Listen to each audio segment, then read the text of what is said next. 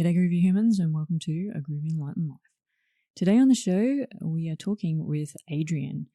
Adrian is a beautiful soul who I met in Peru in 2019 while I was tripping over there. Adrian has a beautiful awakening story that we'll be sharing today with you all. And towards the end of the episode, Adrian shares a message from Spirit for all of us to hear and take action on. I hope you can join me on the show today. Sit back, relax. Let's get cracking. Welcome to the show, Adrian. Thank you, Maya. It's such a pleasure to be here today.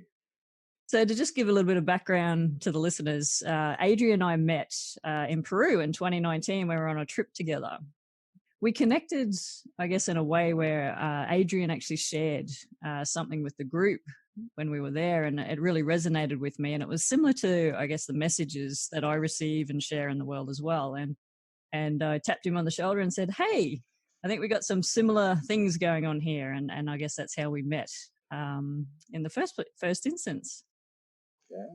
Yeah. So I guess to let everybody else know about you, could you share about what you do? I mean, who you are, where you live, and your service to the world?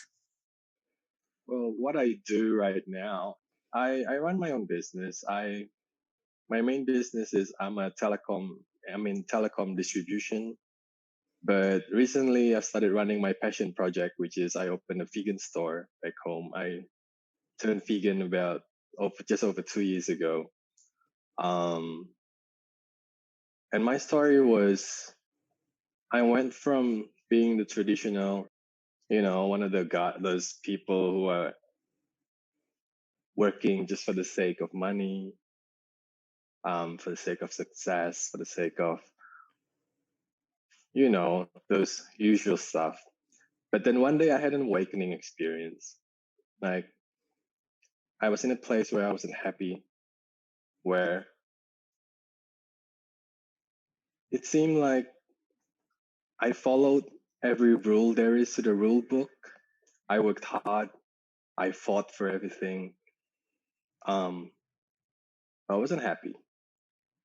It seemed like I was doing my work just for the sake of money. I was fighting people left and right. I was fighting with my family. And I also had bad relationships then. And it seemed like no matter what I did, no matter what kind of success I could seem to attain, it was like I was dying inside. Yep. And I think I hit rock bottom then. And you know how they say when you hit rock bottom, there's nowhere else to go but up? That's it. So one day I had this awakening experience, which is probably best categorized as a Kundalini rising experience. I think that would be the closest to it. Where one day I woke up and I just had this surge of energy just rising from my first chakra. I didn't know what chakra was at the time, but It was rising from the lower part of my body, and it just kept rising up and up and up. And then it went through my head and out, and it was like boom. Wow. And, my understanding and my belief of God at the time, I was raised as a Catholic. So God to me was an old bearded guy in white flowing robes. Yep. But in that moment, it was like the world changed and I became one with everything. It was such a confusing experience for me at the time. I didn't know what was happening. Yeah. And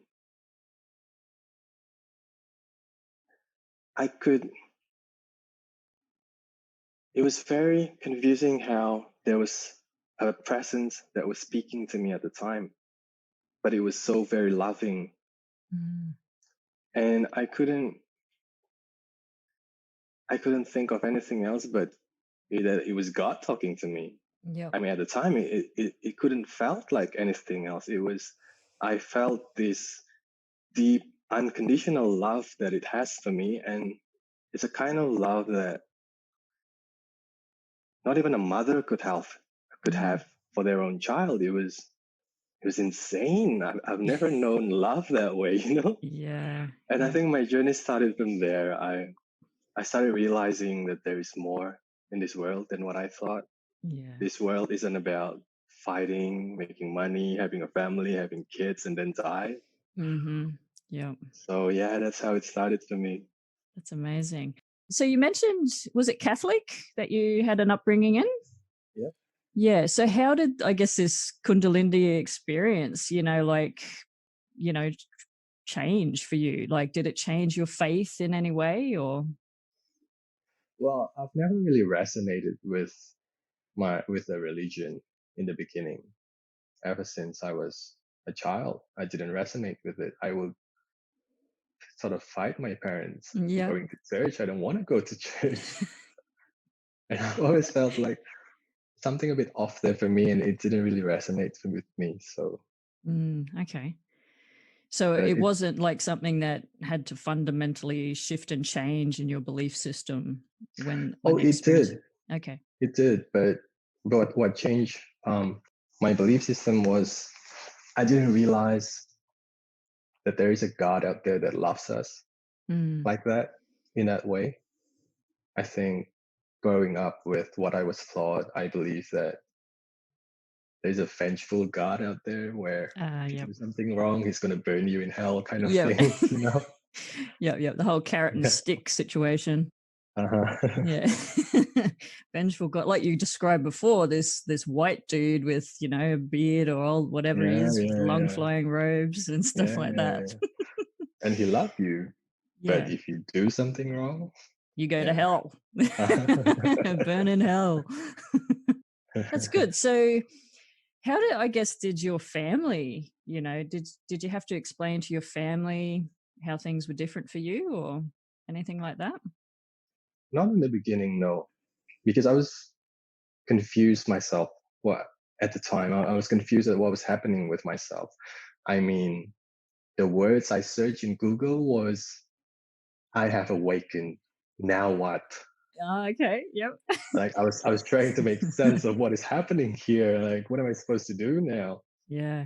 But after a while, I started communicating it um, to my parents, my sister, and they didn't really take it that well Mm. because they started noticing this difference in behavior. Like I used to be a person who always worked hard, who was always chasing business opportunities and stuff. And now, after the experience, I became a person who stops worrying, stops chasing. Yeah. Like, because one of the guidances that what I like to call spirit told me at the time was you don't have to work hard, you don't have to fight, just have to allow it in. Mm. Yep. Like everything we want is always given to us. It's Yep. just a matter of us opening ourselves, being a clear channel to receive everything that is meant for us. Mm. Absolutely. Yeah. And how do you find that experience for you? Like, can you describe how that works for you? As in how I started shifting my life afterwards. Yeah, but Or also around that opening, that, receiving and surrendering to spirit as opposed to, demanding or chasing after it. all right. Well, it's basically the law of attraction, right? That's just one of the rules in how this universe works.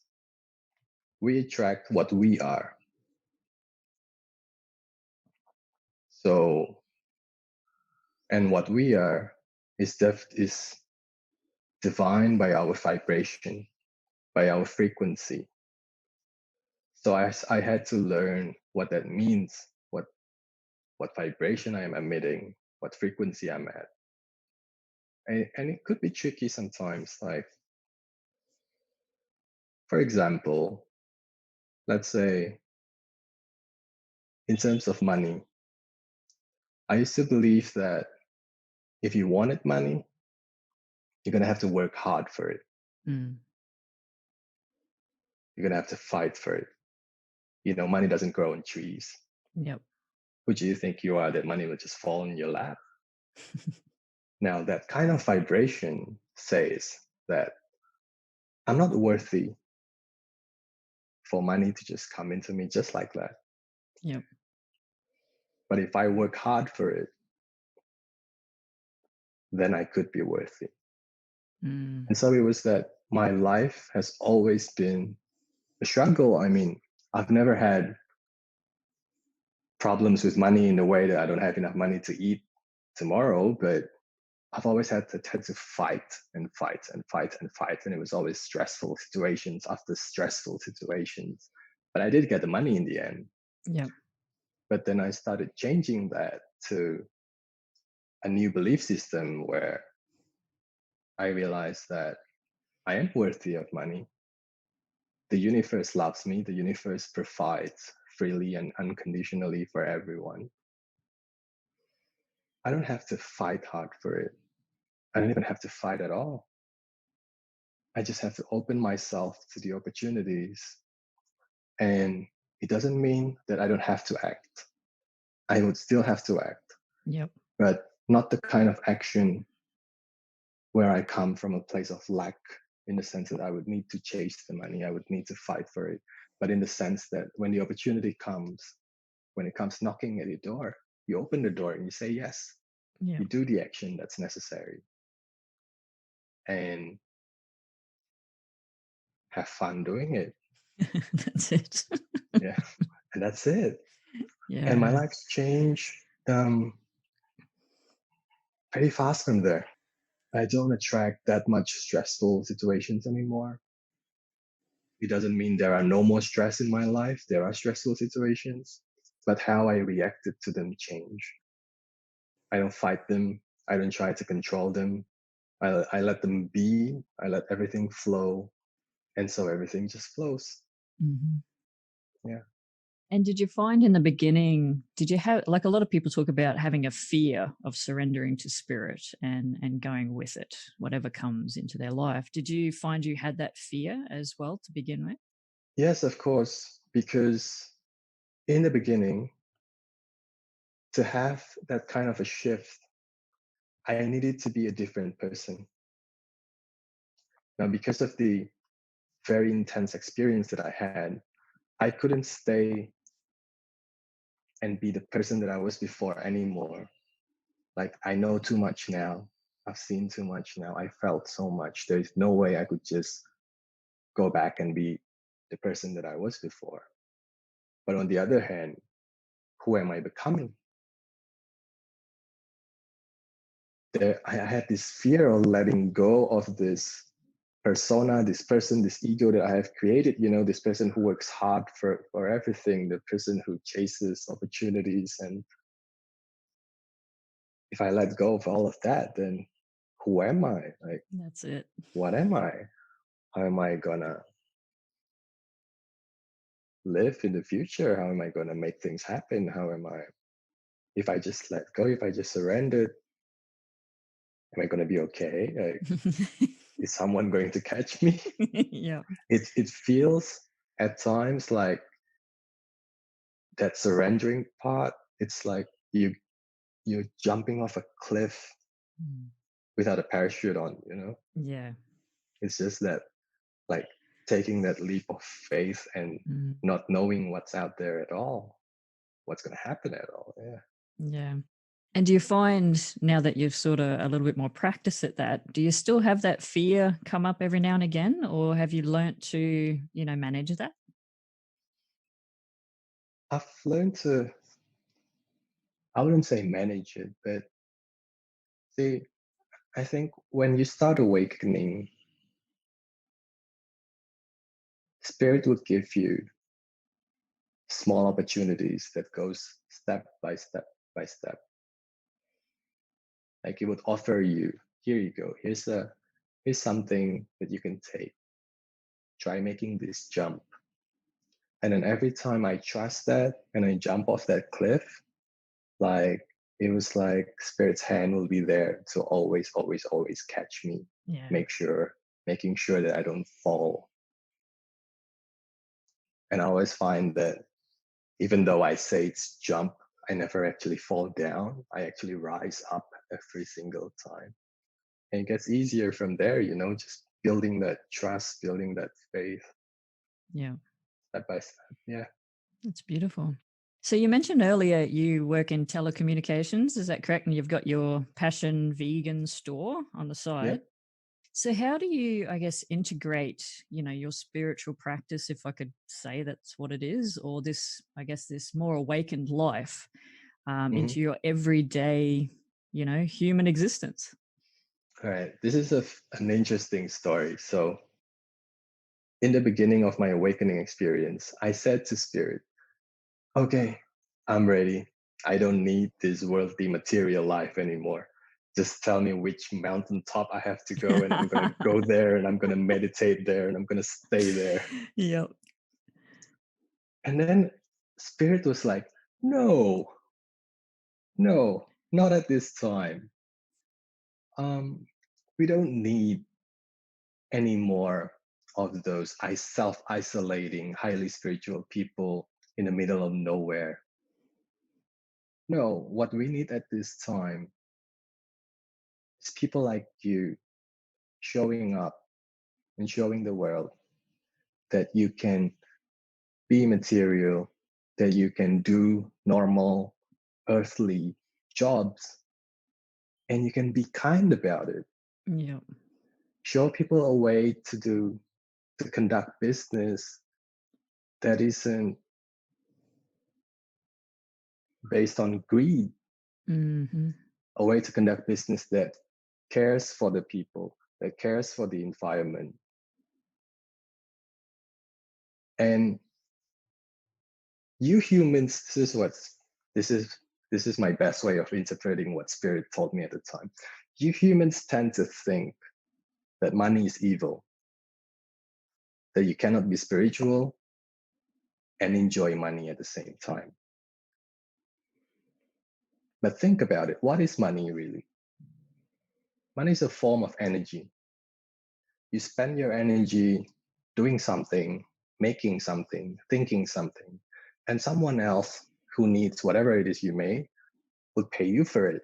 It's an exchange of energy. Now, what is energy? Energy is all me. Energy is all spirit. All of this earth, this universe, it was made by spirit. It was made of spirit. There is nothing that isn't God. So in that sense, if money is just energy and it's just a part of spirit, there's nothing evil about that. Mm. It is just the way that us as humans have used it. It was our intention in using it and how we used it that made it evil. But if we take that out, money is a neutral thing. You can use it for kindness. You can use it to do bad things. That is up to you. That's in your hands. So if you want to be spiritual and you want to deny money, you want to say that money is evil, that's like accepting one part of me and denying the other part of me. That's a beautiful analogy. I like it. Yeah, and that's just not how we could, that's just not the best way to go forward from here on. The best way to go forward is to embrace everything, is to realize that the neutrality of money and that you can do good things from it. And not just in the sense of doing good to give to others, but also for yourself. Enjoy it. There are so many people now who are so afraid of spending their own money, either because they're afraid there might not be enough in the future, or they're afraid or even feel bad to others. Because if we pamper ourselves, in a sense, that might make others feel certain ways. Mm. So now I'm just, doing my own business and being kind to my employees. I try to give them the best that I can.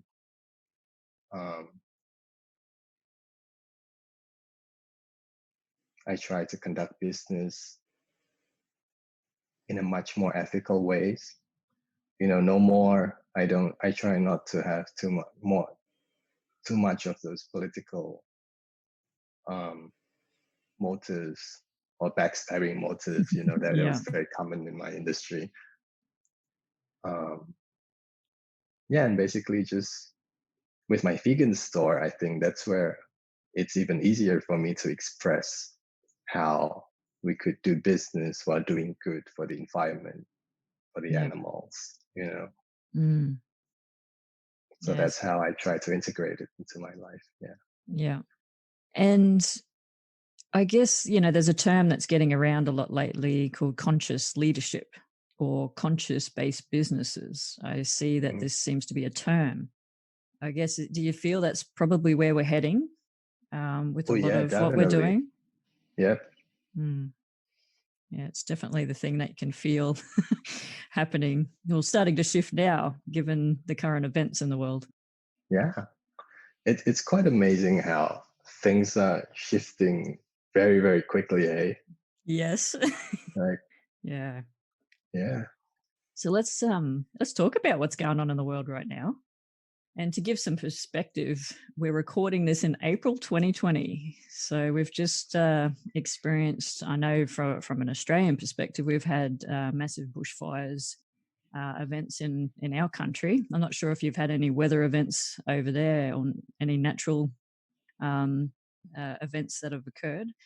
But right now, the whole world is dealing with a pandemic with a virus at the moment. So what do you see going on?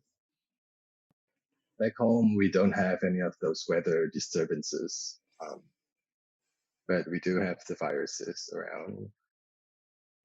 But there's always two sides of a coin, right? And it is our choice where we want to place our attention. Do we want to place our attention on the good side of it or on the bad side of it? Now, some people might go ahead and say there's a good side to it.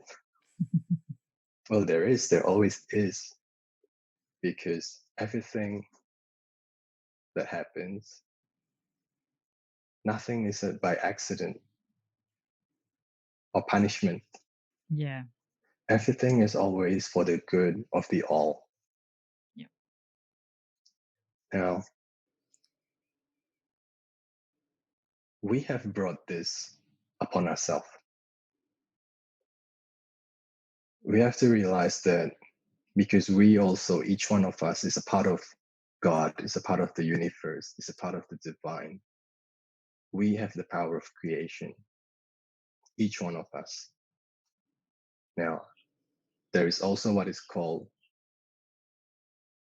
the collective creation.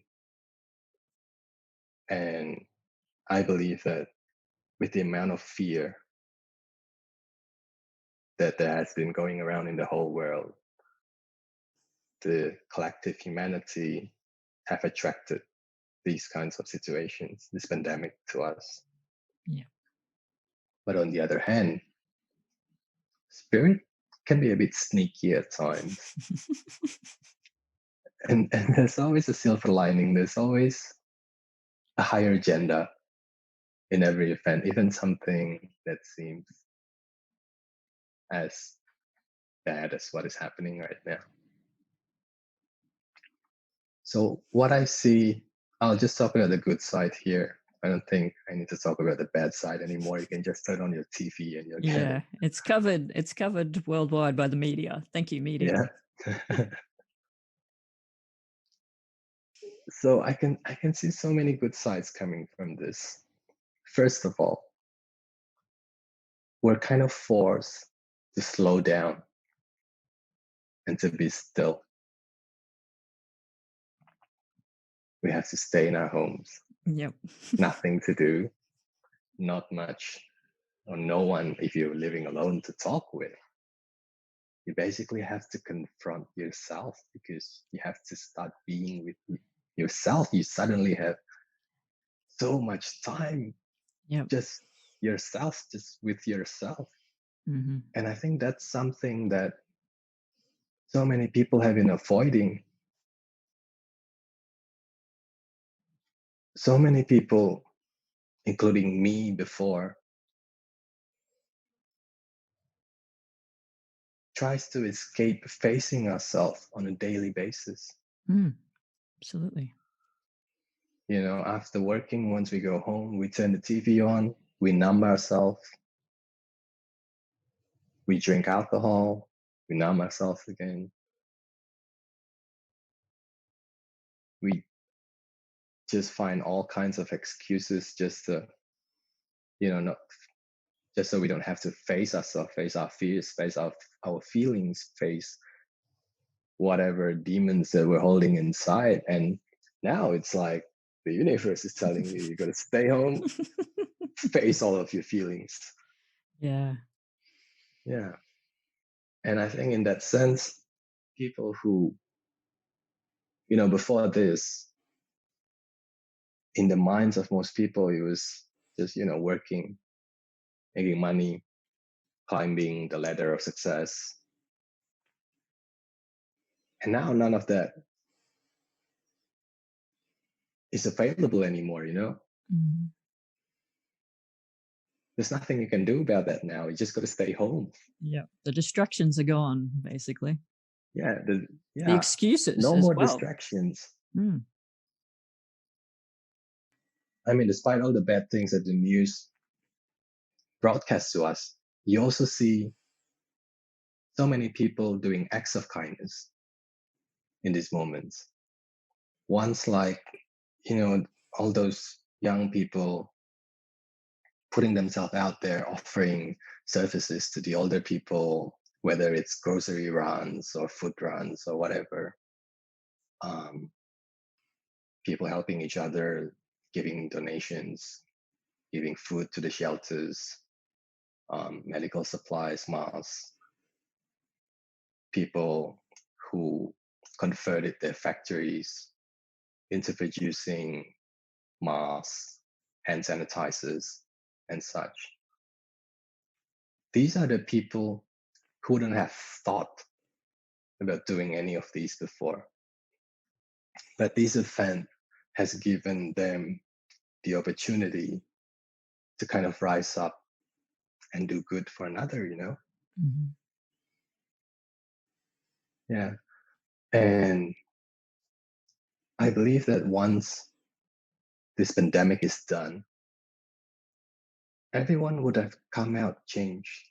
Yeah. I think people will start realizing that what we had before doesn't work, that there's going to have to be shifts and changes in how we conduct society and our ways of thinking. And in that sense, I believe that this pandemic has given the whole collective humanity the opportunity to sort of reinvent ourselves. So those are just a few things that I could think of top of my head of the positives. And if you keep focusing your attention there, you're going to find There's so just so much. much more. There's absolutely so much. And, as you mentioned earlier, these events, I guess the way I see any event in the world is it's neutral. The event itself is neutral. It's not bad or good. It's, as you said, it's actually for us, our highest good as well. And it's really how we decide to, think about that event and experience that event, whether it has that positive or negative, whether it's good or bad to us. And the way I look at it, everything that's going on is I'm excited, because to me, these events are finally getting us off the fence. They're really shifting and changing us internally to, as you said, we got to face ourselves now.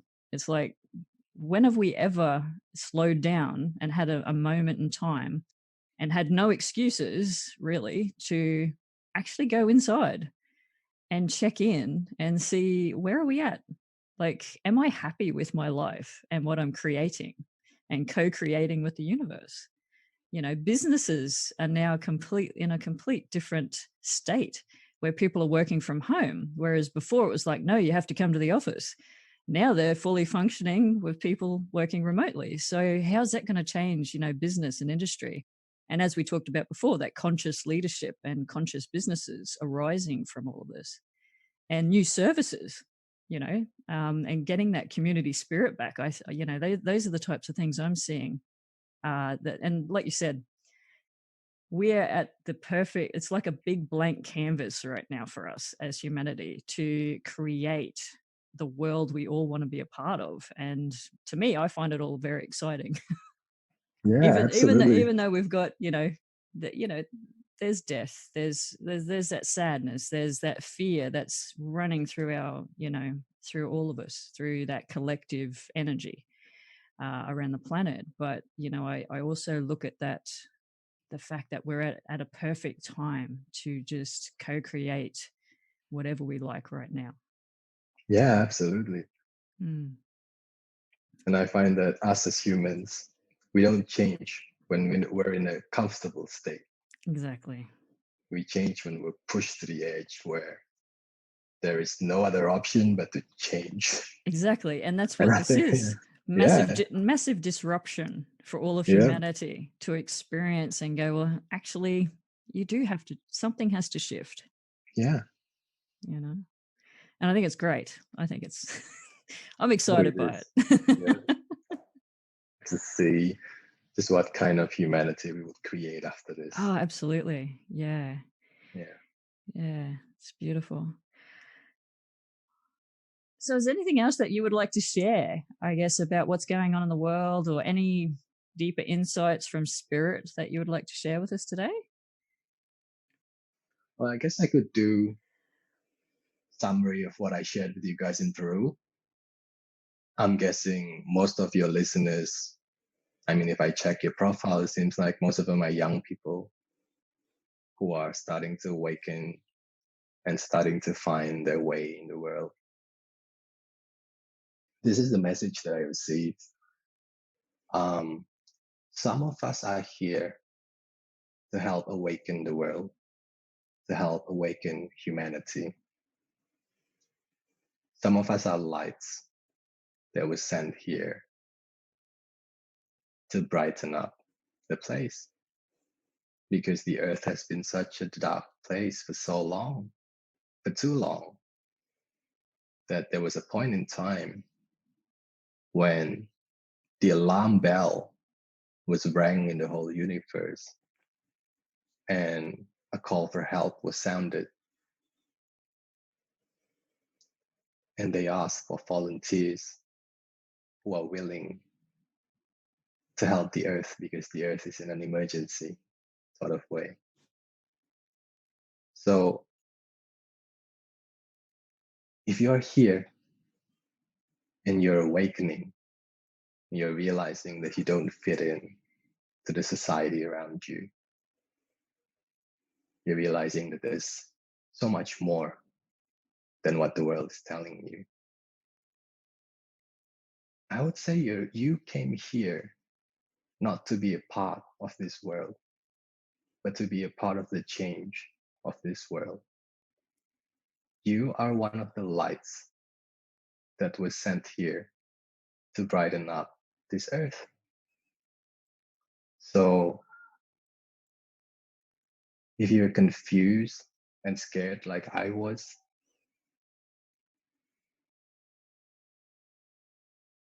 I would say just take it slow. Everything is gonna be okay.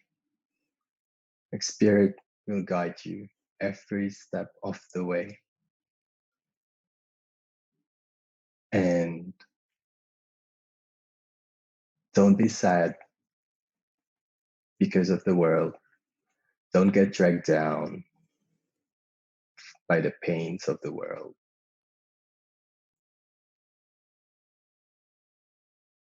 Instead, rise up, and let your light shine. Because that is how you're going to help the world, by first lighting up the light within you. Because that light is contagious, you know. Once you light up, everyone around you will feel that light, and that will trigger a spark in their own lights as well. And I believe that's the best way of lighting up the whole world, just one light at a time, spreading out, lighting another, who in turn will also light others and others and others, and so on. And the plan here is to create a new earth. Now, if you haven't looked into it, go and research how everything is an illusion. This world is an illusion, and how there are multiple, infinite realities, parallel realities. And we get to choose which one we get on by our vibration. Now, at this time, the future that I am pointing myself towards is where we could awaken as many people as possible and help raise the vibration of everyone, which in turn will raise the vibration of Mother Earth herself.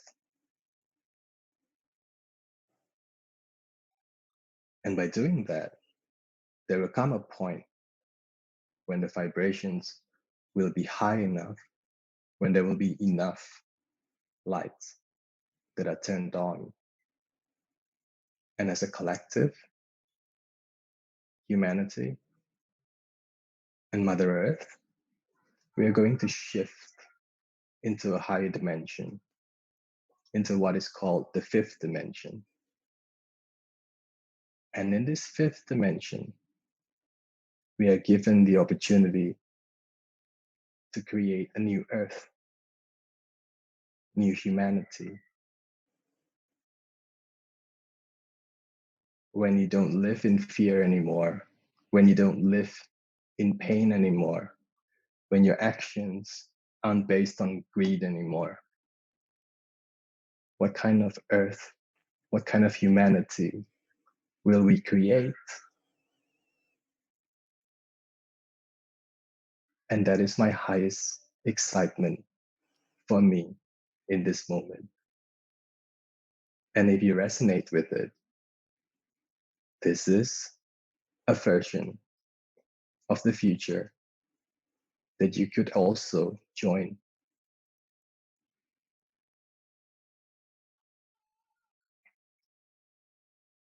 It may seem like it's so far away sometimes. It may seem like it's almost impossible sometimes. But just stay there. Just be in your heart space. Live in your heart. Get out of your minds. Be in your heart center. Live, breathe, think, and act from there. And all the guidances that you need, all the knowledge, every question you have, every problem you have, the solution and the answers, you will always find that it's already in there. So yeah, if anyone resonates with what I just said, I would love to share this journey together with all of you.